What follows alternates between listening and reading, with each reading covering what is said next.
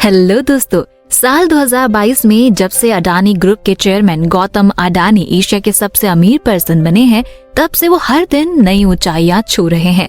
Forbes के real time billionaires list में गौतम अडानी 16 सितंबर 2022 को कुछ टाइम के लिए दूसरे स्थान पर आ गए थे। उन्होंने फ्रांस के बिजनेसमैन बर्नार्ड अर्नोल्ट को पीछे छोड़ दिया था। एक टाइम पर उनकी total net asset 155.5 billion dollar तक पहुंच गई थी, लेकिन कुछ देर बाद ही वो फिर से तीसरे नंबर पर आ गए। फिलहाल उनकी नेट एसेट 155.2 बिलियन डॉलर पर है। वहीं टेस्ला और स्पेसएक्स के मालिक एलन मस्क अभी भी नंबर 1 पोजीशन पर काबिज है। उनकी नेट एसेट 273.5 बिलियन डॉलर है। दोस्तों, आइए आज के वीडियो में हम गौतम अडानी के बारे में जानते हैं कि कैसे एक गरीब परिवार से निकलकर वो अपने दम पर दुनिया के सबसे अमीर लोगों में शामिल हो गए। साथ ही अगर आप शेयर मार्केट में पैसा इन्वेस्ट करना चाहते हैं और अगर आपके पास अभी तक डीमेट अकाउंट नहीं है, तो डिस्क्रिप्शन में दिए हुए लिंक से आज ही अपना डीमेट अकाउंट ओपन करें। तो चलिए शुरू करते हैं। भारत की कई इंडस्ट्रियलिस्ट की तरह गौतम अडानी को बिजनेस एम्पायर विरासत में नहीं मिला है। गौतम अडानी ने अपनी मेहनत से आज इतना बड़ा एम्पायर एस्टैब्लिश किया है। बहुत कम लोग जानते होंगे कि आज दुनिया के तीसरे सबसे अमीर पर्सन गौतम अडानी किसी टाइम एक डायमंड की दुकान पर मामूली पगार में काम करते थे, लेकिन आज गौतम अडानी का कारोबार पूरी दुनिया में फैला हुआ है। गौतम अडानी का जन्म 24 जून 1962 को अहमदाबाद के गुजराती जैन परिवार में हुआ था। गौतम अडानी के पिता का नाम शांतिलाल अडानी है। गौतम अडानी की माता का नाम शांताबेन अडानी है। शांतिलाल और शांताबेन की 8 संतान थी। वो अपने बच्चों के बेहतर फ्यूचर के लिए गुजरात के थारत नामक एक छोटे से शहर में अहमदाबाद आकर बस गए थे। गौतम अडानी के परिवार की इकोनॉमिक सिचुएशन बहुत अच्छी नहीं थी। गौतम अडानी की शुरुआती शिक्षा सेठ चिम्मनलाल नागीदास स्कूल से हुई। इसके बाद उन्होंने गुजरात यूनिवर्सिटी में कॉमर्स में ग्रेजुएशन की पढ़ाई शुरू की, लेकिन उन्हें इस पढ़ाई में ज्यादा वैल्यू नजर नहीं आई, तो उन्होंने ग्रेजुएशन पूरी नहीं की और बीच में पढ़ाई छोड़ दी। इसके बाद वो अपने परिवार की इकोनॉमिक सिचुएशन ठीक करने के लिए मुंबई आ गए। जब वो मुंबई पहुंचे तो उनकी जेब में केवल 100 रुपए ही थे। 18 साल की एज में उन्होंने मुंबई में 2 साल तक महिंद्रा ब्रदर्स में डायमंड सॉर्टर का काम किया। हालांकि गौतम अडानी काफी समझदार और मेहनती थे, इसलिए उन्होंने काम करते करते बिजनेस के सारे नियम और बाजार के बदलते ट्रेंड के बारे में जानकारी अच्छे से लेनी शुरू कर दी। बिजनेस की अच्छी समझ होने के बाद उन्होंने वहां से नौकरी छोड़ दी और ज्वेलरी के सबसे बड़े जावेरी बाजार में अपना खुद का डायमंड ब्रोकरेज खोल लिया। यहाँ से उन्हें बड़ा मुनाफा होना शुरू हो गया। दोस्तों, गौतम अडानी की इंग्लिश काफी खराब थी, लेकिन उनके दोस्त मलय की इंग्लिश में पकड़ काफी अच्छी थी। आगे चलकर दोनों बिजनेस पार्टनर बने। इसके बाद ही शुरू हुआ गौतम अडानी का फर्श से अर्थ तक का सफर। इम्पोर्ट एक्सपोर्ट के बिजनेस में अडानी ने साल 1981 में अपना सिक्का आजमाया, जहां से वो कामयाब रहे। ऐसा कहा जाता है कि इसमें उनके बड़े भाई मनसुख भाई अडानी ने अहमदाबाद में एक पीवीसी यूनिट खोली थी और उसको मैनेज करने के लिए उन्हें बुलाया था। तब से ही उन्होंने इसमें भी अपना पैर पक्का कर लिया। साल 1985 में उन्होंने छोटे लेवल पर पॉलीमर का एक्सपोर्ट शुरू किया, जिसके बाद उन्होंने 1988 में अडानी एक्सपोर्ट की नींव रखी, जो आज पूरी दुनिया में अडानी एंटरप्राइजेस के नाम से जानी जाती है।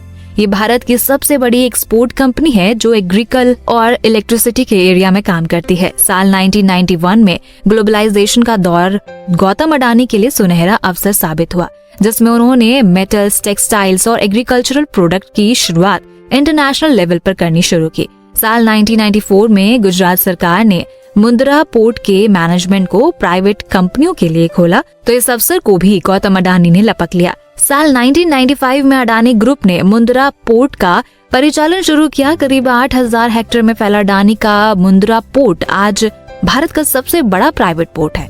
मुंद्रा पोर्ट से पूरे भारत के लगभग 1/4 माल की आवाजाही होती है। गुजरात, महाराष्ट्र, गोवा, केरल, आंध्र प्रदेश, तमिलनाडु और ओडिशा जैसे 7 समुद्री राज्यों को लगभग 13 घरेलू बंदरगाहों में अडानी ग्रुप की प्रेजेंस है। इसमें कोयले से चलने वाला विशाल पावर स्टेशन और स्पेशल इकोनॉमिक जोन यानी सेज भी है। मुंद्रा बंदरगाह पर दुनिया में कोयले की सबसे बड़ी माल उतराई की क्षमता है। ये बंदरगाह स्पेशल इकोनॉमिक जोन के तहत बना है, जिसका मतलब होता है कि उसकी प्रमोटर कंपनी को कोई टैक्स नहीं देना होगा। इस जोन में बिजली प्लांट, प्राइवेट रेलवे लाइन और एक प्राइवेट एयरपोर्ट भी है।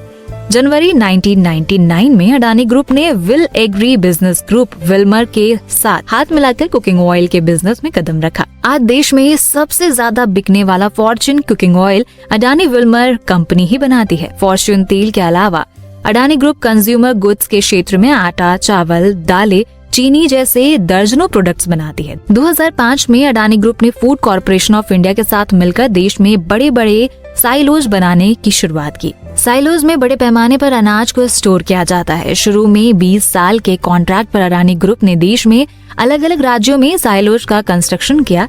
इनकी कनेक्टिविटी के लिए अडानी ग्रुप ने प्राइवेट रेल लाइन को भी बनाया ताकि साइलो यूनिट से पूरे भारत में डिस्ट्रीब्यूशन सेंटर्स तक अनाज की आवाजाही को आसान बनाया जा सके।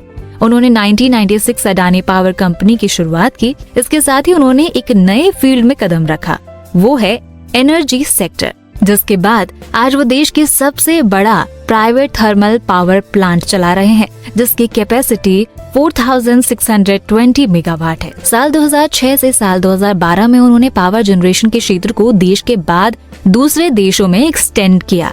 साल 2015 के बाद अडानी ग्रुप ने सेना को डिफेंस इक्विपमेंट की सप्लाई का काम भी शुरू किया। कुछ टाइम बाद नेचुरल गैस के क्षेत्र में बिजनेस को बढ़ाया। 2017 में सोलर पीवी पैनल बनाना शुरू किया। साल 2020 में गौतम अडानी ने सोलर एनर्जी और ग्रीन एनर्जी सेक्टर में एक नई शुरुआत की। सोलर एनर्जी कॉर्पोरेशन द्वारा आयोजित नीलामी में उन्होंने करीबन $6 मिलियन लगाए और इस प्रोजेक्ट को हासिल किया। इसी के साथ उन्होंने ग्रीन एनर्जी के फील्ड में 8000 मेगावाट के फोटोवोल्टिक बिजली प्रोजेक्ट की शुरुआत की। साल 2021 में अडानी ने मुंबई इंटरनेशनल एयरपोर्ट की 74% हिस्सेदारी भी अपने नाम की, जिसके बाद वो मुकेश अंबानी को पीछे छोड़ देश के सबसे अमीर पर्सन बन गए।